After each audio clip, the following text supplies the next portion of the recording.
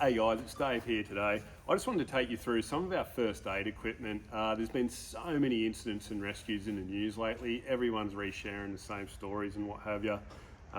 Everyone that knows us, we're sort of run by the motto, you better to be looking at it than looking for it. We're very big on communications, as we've already communicated to you many times before, but I just want to take you over some of our first aid kit. Now, first aid kit is just the kit. What you really need is training in this first aid kit, so you know what to do with it or you know what to carry. If you haven't done a first aid course, I really strongly recommend doing a proper course with an accredited first aid provider. Just avoid doing tick in the box sort of courses. We provide accredited first aid here at Past Outdoors after partnering with our Next Peak Training, so where all your trainers are former special operations members with point of injury care experience, and they provide extremely good training. So if you haven't done that, just jump in the links in the comments and have a look at that. But going through our kit, rather than buy off the shelf kits, we partnered with Aero Medical and just put together a list that had been disseminated throughout our networks first and have put together kits. All of our first aid kits, they come safety sealed, so you know that when you get it, it is good to go. And everything is in here packaged. But you don't want to just take this kit out packaged. You want to open it up and get familiar with it and customize it as you require. All the contents of the first aid kit we have available on our first aid kit checklist, which the link to that will be in the description in the comments here. That's got the contents of this kit if you want to try and make up your own, or what's going to be in here is there as well. So starting with, we've got all your standard little wound closures, good cloth band-aids, butterfly stitches, equipment to irrigate the wounds. We've got some space blankets, something that's often overlooked. We've got your foam splint, or your SAM splint as they're commonly called, great for splinting, snake bites, fractures, or providing some cervical spine control. Okay, we've got just some of your standard crate bandages, which are good for just general dressings. As I said, I'm just going over the kit if you need the training to go with this.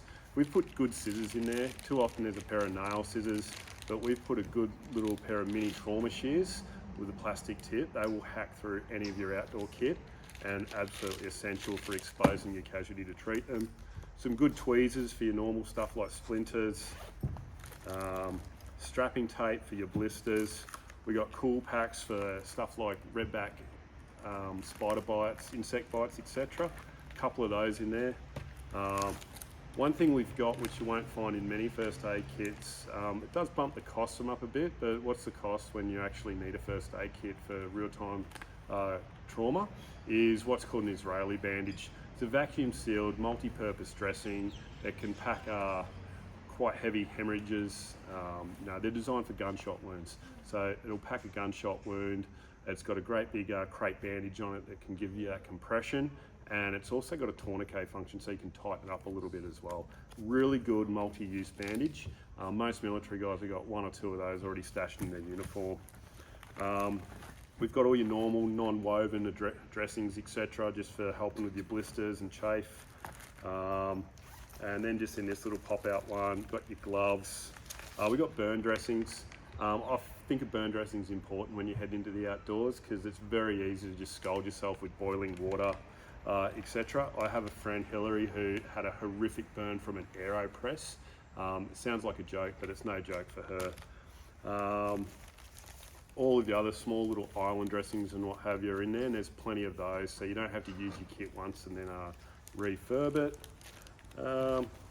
Starting off, a few more combine dressings. Once again, you learn all this on a first aid course. Plenty of little sachets of antiseptic cream, etc. Rather than just having tubes that go out of date, these sachets are brilliant just for quick dressings. And we got splinter probes. Cool, that's the first aid kit. Useless without training and knowledge and familiarity with it. Things that I would add to that kit are a tourniquet. Everyone harps on about CPR and AEDs, etc. If someone's bleeding, they will die. And the only thing that will stop a large bleed on the extremities is a tourniquet. Kids are using leg ropes for shark bites out there because they don't have anything else, but they've got the training and they've got the smarts to it. But a tourniquet is a very, very cheap investment in someone's life. I won't open that one up because it's all sealed, and there's plenty of information on how to use those. Okay. Additional, we keep these as a standalone kit. So these are a snake bite kit. If you might remember, if you're one of our early customers, we used to just buy all the components and package them up. But Aero have put together this little kit for us, which it keeps it nice and neat if you keep it on your mountain bike, etc. It's got 2 indicating snake bite bandages in there. So the reason it's got 2 is obviously it keeps it more compact than one big one, but it offers a bit of redundancy if you don't know where the snake bite is, or if you have been bitten twice, say on the arm and the leg. Remember, most people getting bitten by snakes have been bitten trying to catch it, kill it, or photograph it. What it also offers, if you don't know where the bite is, a great example, a trail runner earlier on in the year got bitten by a snake that she ran over it and was not able to identify the bite mark because the legs were all trashed, so she just put bandages on both legs. Also in that kit is just a little non-adhesive dressing just to put over the bite wound so they can use it for swabs, etc., and a triangular bandage for immobilisation. But most mountain bikers, trail runners, anyone heading in anywhere where there could be snakes, a snake bite kit is essential. And it's a bit of a multi-use kit. You can use it for a variety of wounds as well. Cool. First aid kit. Some of the additional things that we have here that will complement your first aid kit. It's tick season. Tick tweezers, tick cards. Great for getting ticks out.